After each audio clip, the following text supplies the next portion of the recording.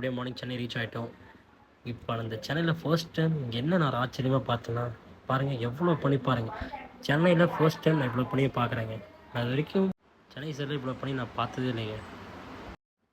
நாங்கள் வந்து பஸ்ஸு கொஞ்சம் சீக்கிரமே வந்துவிட்டோம். தேங்க்யூ டு ஜேபி கனெக்ட், ரொம்ப ஃபாஸ்ட்டாக கூப்பிட்டு வந்ததுக்கு. ப்ரோ வந்து பிக்கப் பண்ணார். அப்படியே ப்ரோ கூட வீட்டுக்கு போயாச்சு.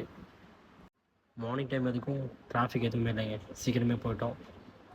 ஃபங்க்ஷன் சொல்லியிருப்பேன், அது வேறு யாருக்கும் இல்லை, நம்ம ப்ரோவுக்கு தான். ப்ரோவுக்கு வந்து பொண்ணு பார்க்க போகிறாங்க, இதோ பெரிய ஃபங்க்ஷன். இதில் என்ன ஹைலைட்னா, நான் லவ் பண்ணுற பொண்ணு தான். அவருடைய ரிலேட்டிவ் காரை ட்ராப் பண்ண போகிறோம், போயிட்டு கிளம்பிட்டோம். அண்ட் ரிட்டன் வர வழியில் ஜெயச்சந்திரனில் கொஞ்சம் ஷாப்பிங் வேறு இருந்துச்சு.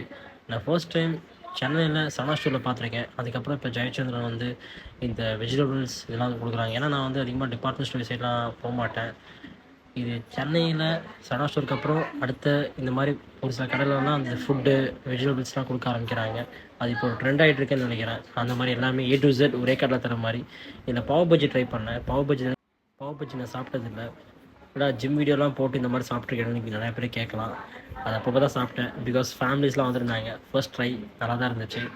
சாப்பிட்டுட்டு கிளம்பிட்டோம். And this is today went off.